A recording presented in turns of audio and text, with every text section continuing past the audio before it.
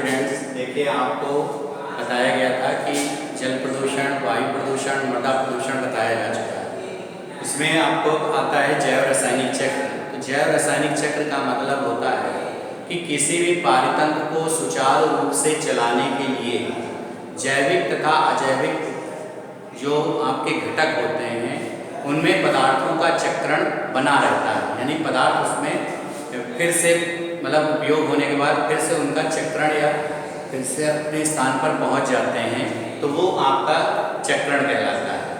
तो किसी भी पारितंत्र को चलाने के लिए, सुचारू रूप से चलाने के लिए जैविक तथा अजैविक पर्यावरण में पदार्थों का चक्रण बना रहता है। इस चक्रण का उपयोग पौधे और जीवजल अपने विकास व वृद्धि के लिए उपयोग करते हैं। पौधों के बीच विभिन्न प्रकार के या जीवों के बीच विभिन्न प्रकार के पदार्थों का चक्रण होता रहता है। पौधों में जो चक्रण होता है वो रासायनिक पदार्थ में कुछ तत्व ऐसे होते हैं जो अपने आप वो उन पदार्थों का पुनः चक्रण होता रहता है। जैसे कार्बन है, नाइट्रोजन है, ऑक्सीजन है, जल है। ये सब क्या है, इन पदार्थों का चक्रण किसी न किसी रूप में पारितंत्र में होता रहता है। इन पदार्थों का चक्रण पहले पोषी मतलब उत्पादक स्तर पर, फिर उसके अन्य दूसरे पोषी स्तर पर होता है। इनमें पदार्थ एक पोषी स्तर से दूसरे पोषी स्तर पर स्थानांतरित होते हैं। यही आपका चक्रण भी कहलाता है। इस प्रकार इसकी एक परिभाषा है। इसके जैव भू रासायनिक चक्र भी कहते हैं, क्योंकि ये तत्व जमीन से या मृदा से रूप में हमें प्राप्त होते हैं। तो इसलिए जैव भू रासायनिक चक्र भी इसको कहते हैं। इसमें जो है मेन परिभाषा ये है कि जैविक मतलब जो पदार्थ होते हैं पर्यावरण में, जितने भी पारतंत्र में जैविक अजैविक घटकों के बीच जो पदार्थ होते हैं उनका पुनः पारतंत्र और जीव मंडल में पुनः चक्रण, उन पदार्थों का पुनः चक्रण ही जैव रासायनिक चक्र कहलाता है। इसे जैव भू रासायनिक इसलिए कहते हैं क्योंकि ये सभी तत्व आपको मृदा में प्राप्त होते हैं, मृदा से प्राप्त होते हैं। ये जो है चक्र, इसका भी एक कारण है। इनके अंतर्गत हम पदार्थों के विभिन्न प्रकार के पदार्थों का अध्ययन करते हैं, जिनमें से कुछ पदार्थों का चक्रण यहाँ पर बताया गया है। जिनमें से सबसे पहले आता है नाइट्रोजन चक्र। सबसे इम्पोर्टेंट और महत्वपूर्ण है नाइट्रोजन साइकिल। देखिए, वातावरण में सबसे ज़्यादा 78% नाइट्रोजन गैस पाई जाती है, लेकिन हम लोग जीव जंतु या पौधे डायरेक्ट नाइट्रोजन का उपयोग नहीं कर सकते हैं। ये नाइट्रोजन गैस वातावरण में जल वाष्प के रूप में क्रिया करके किसी तरह से वो मृदा पर आते हैं। मृदा में वो मिल जाते हैं मिट्टी में।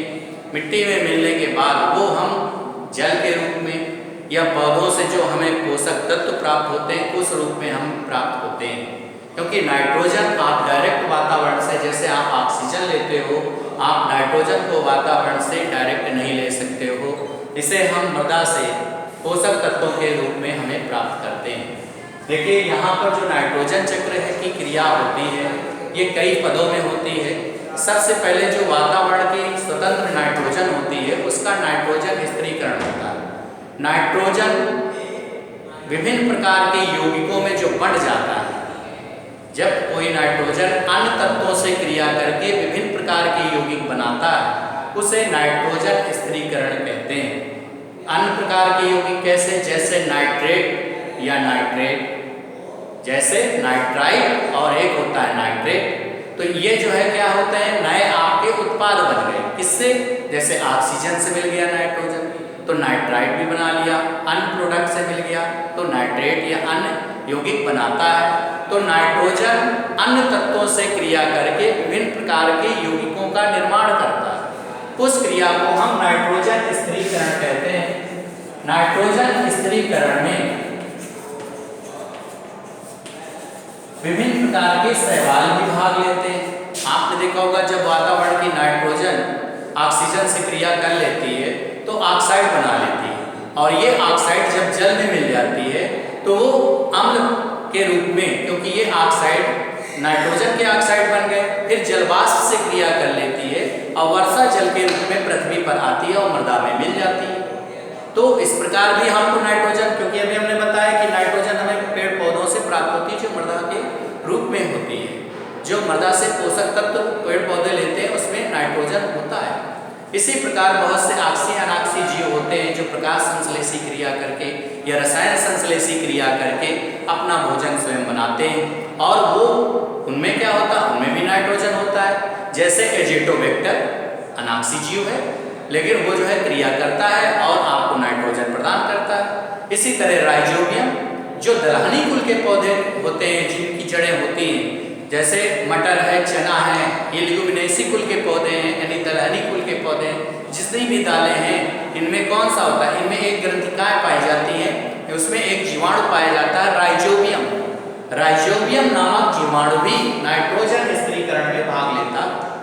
फिर इसके बाद और कुछ नीले हरे शैवाल भी होते हैं जो नाइट्रोजन फिक्सेशन में भाग लेते हैं, जैसे नास्टॉक, एनाबिना, तो ये भी नाइट्रोजन स्थिरीकरण में भाग लेते हैं। तो बिजली के चमकने से भी, वर्षा होने से भी उनमें भी एक क्रियाएं होती हैं जिससे नाइट्रोजन वर्षा जल के रूप में पृथ्वी में हमें प्राप्त होती है। तो नाइट्रोजन स्थिरीकरण करने वाले जीवाणु कौन कौन से, क्वेश्चन आता है, तो वो है एजिटोबैक्टर और एक है राइजोबियम, ये जीवाणु है, ये अनाक्सीय जीवाणु है, और आपका नीले हरे शैवाल इसके अंतर्गत आते हैं नास्टॉक, एनाबिना, नास्टॉक, एनाबिना। तो ये क्या है आपके सब, ये जितने भी हैं ये सब नाइट्रोजन स्थिरीकरण में भाग लेने वाले यौगिक हैं। फिर इसके बाद आता है नाइट्रोजन का स्वांगीकरण।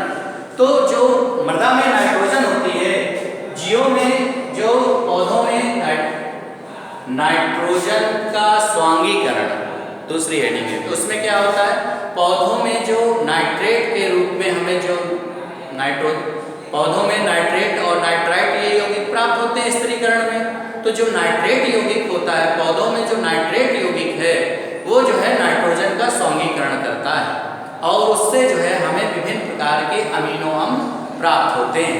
और अमीनो अम्ल से आपको मालूम है क्या बनता है, किसका निर्माण होता है, प्रोटीन का। तो हमें खाद्य श्रृंखला के विभिन्न कोशिकीय स्तर में प्रोटीन का निर्माण हमें नाइट्रोजन के रूप में हमें प्राप्त होता है।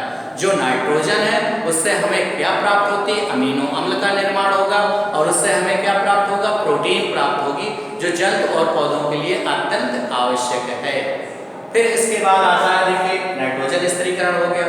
फिर दूसरा पद आता है नाइट्रीकरण, फिर इसके बाद अमोनीकरण, फिर इसके बाद विनाइट्रीकरण, नाइट्रीकरण, फिर विनाइट्रीकरण, फिर इसके बाद जो है पुनः स्वतंत्र नाइट्रोजन वातावरण में चली जाती है। मतलब पृथ्वी पर आई, फिर वो किस प्रकार नाइट्रेट और नाइट्रेट के यौगिकों में बटा, फिर उनसे क्रिया हुई, फिर से आपको नाइट्रोजन प्राप्त हुई जो वायुमंडल में फिर से पहुंच गई।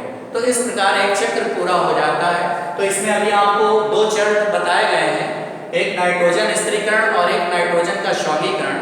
शेष आपको नेक्स्ट वीडियो में बताया जाएगा।